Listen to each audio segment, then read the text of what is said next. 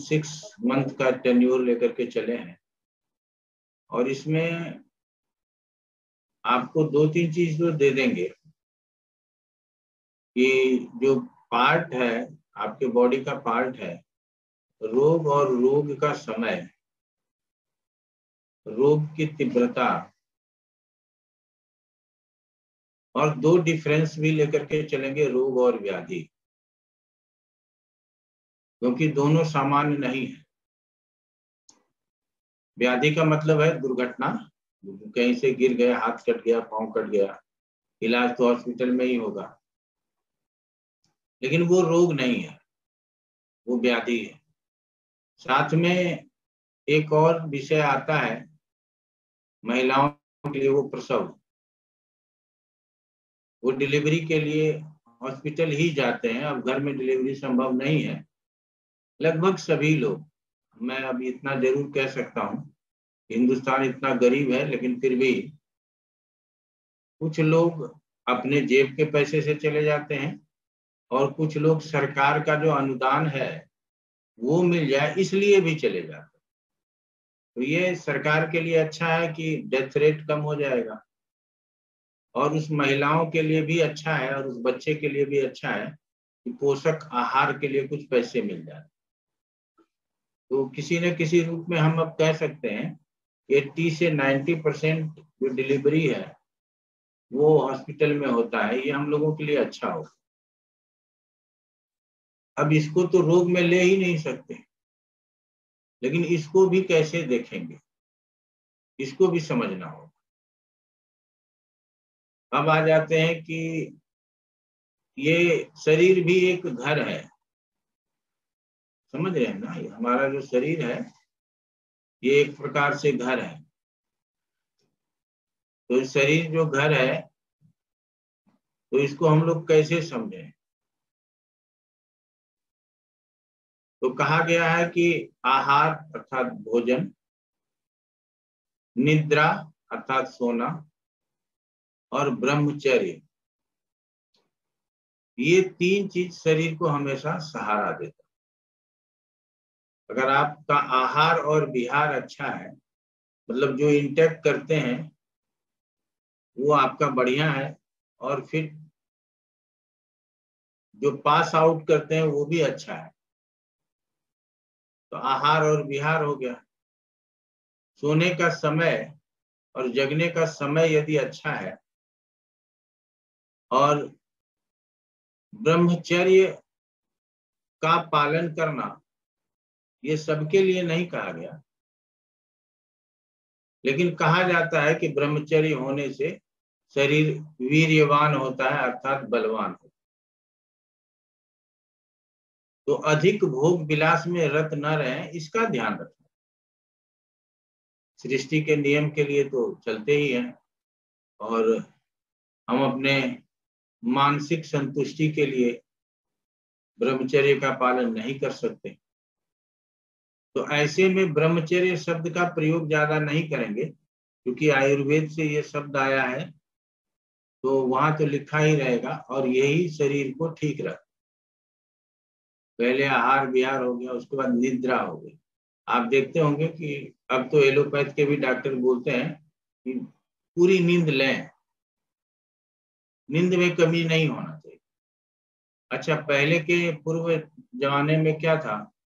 ठीक है, आज हर घर बिजली पहुंच गया है, सब घर में उजाले में रहते हैं, और कुछ न कुछ हम तो अब गांव में भी देखते हैं कि 7 से 9 के मध्य पूरा गांव शांत हो जाता था, सो जाते थे। लेकिन अब नहीं, अब गांव में भी 10 से 11 हो गया, और कुछ लोग ऐसे होते हैं जो 11 के बाद भी सोते हैं। तो यहाँ सोने और जगने का रूटीन हमारे घर में तो बिगड़ा हुआ है, आप लोगों के भी घर में बिगड़ा होगा। हमारे जगने से हमारे घर को परेशानी होती है। हो सकता है यदि आप लोग का सोने और जगने का समय निश्चित और नियमित होगा, आपको भी घर में परेशानी होती होगी। मुझे पता नहीं कि मैं 5 बजे जगता हूँ, और कब से जग रहा हूँ ये याद नहीं है, लेकिन अभी तक जग रहा हूँ। वो अलार्म लग गया है शरीर में, स्वचालित घड़ी है, बिना बैटरी का चलता है। सोने जाने में विलंब होता है, स्वास्थ्य अनुकूल नहीं है तो 8-9 बजे खाए सो गए। क्लास 10 बजे तक का है तो 11 बजे तक सोना हो जाएगा। क्लास 9 बजे समाप्त है तो 10 साढ़े 10 बजे तक सोने चले जाएंगे। तो सोने का जो समय है वो 9 से 11, साढ़े 11 और कभी कभी 12 है।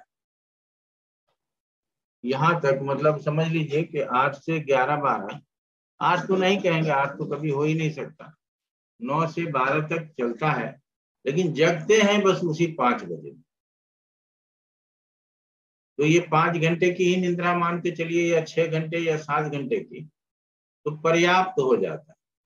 और हम अपने जो आदत लगाए हुए हैं, 1 से 3 हम लंच में जाते हैं और खाने के बाद आधे घंटे तो सो ही जाते हैं। मतलब वो आधे घंटे बहुत गहरी नींद होती है, लेकिन वो पक्का 2:40-50 तक टूट जाता है और फिर हम ऑफिस आ जाते हैं। लेकिन मेट्रो में रहते हैं तो यहाँ की व्यवस्था में कभी कभी मीटिंग में गए तो 1 बजे तक वापस नहीं आए, 3 बजे वापस आए, तो 1 से 3 का जो टाइम होता है वो तड़पाता है। वो कहता है कि कहीं सो जाओ, खाना मिले चाहे नहीं मिले, सोना मिले। लेकिन यहाँ नहीं हो पाता है तो उस दिन थोड़ा शरीर को दिक्कत हो जाता है, किसी दिन हेडेक हो जाएगा, किसी दिन कोई परेशानी हो जाएगी। तो ये सभी आप लोग जानते हैं कि शयन बहुत जरूरी है और भोजन बहुत जरूरी है, ये दोनों चीज जरूरी है। अब यहाँ जो श्लोक दिया गया उससे 2 अर्थ निकलता है, मैं पढ़ता हूं।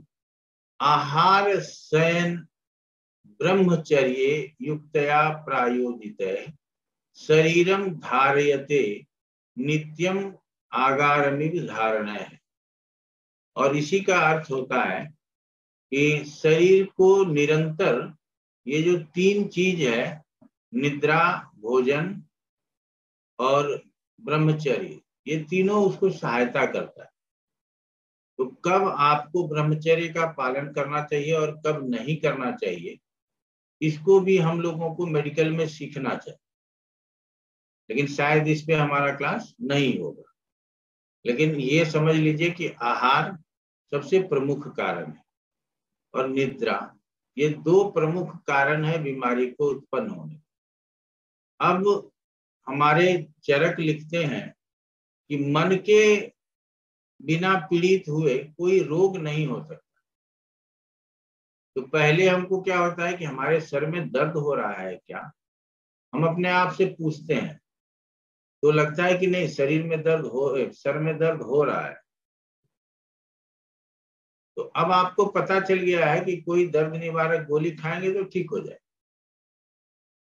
जिस समय ये पता नहीं चलता था, अब तो बहुत सारी दवाओं के नाम सामान्य लोगों को भी पता हो गया है। जैसे कि पढ़ने के लिए तो 30 लोग बैठे हैं, लेकिन ज्योतिष की जानकारी हर दूसरे आदमी को भारतवर्ष में है। सभी लोग ज्योतिष हैं, चाहे जो भी हो, उसको पता है हमारा कौन सा ग्रह कहाँ है, क्या कर रहा है, चाहे जैसी भी जानकारी हो है। उसी तरह से हर प्रत्येक व्यक्ति को जो थोड़ा शिक्षित है उसको थोड़ी दवाओं का नॉलेज भी है, ये दवा खा लो, ये खा लो, तो वो दवाओं का नॉलेज है। लेकिन वो चिकित्सक नहीं है, ना ही हो सकता। और नहीं, हम बताए हैं कि आपके सिर में दर्द हो रहा है, आप सोच रहे थे कि 2-4-10 मिनट में दवा खा लेंगे, लेकिन कोई ऐसा जरूरी कार्य बस आपको निकलना पड़ा, तो वो सर दर्द भी गायब हो जाता।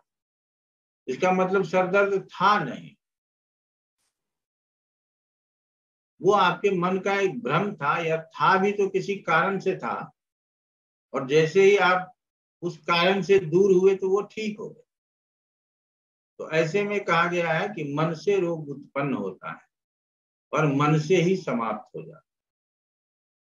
इसका मतलब मन को समझना बीमारी के लिए सबसे ज्यादा जरूरी है।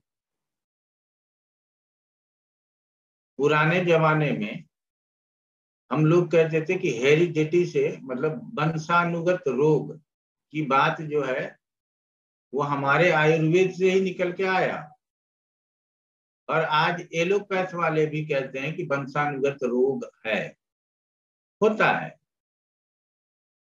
अब वो लोग भी जीन ऊन क्या क्या टेस्ट करते हैं, तो वंशानुगत रोग होने की संभावना होती है। पहले वो लोग कहते थे कि डायबिटीज हो गया, कोई बात नहीं, दवा खाइए ठीक हो जाएगी। लेकिन अब मैं 15-20 वर्षों से सुनता हूं कि अब बोलता है कि चिंता मत कीजिए, जितना चिंता करेंगे उतना डायबिटीज बढ़ेगा,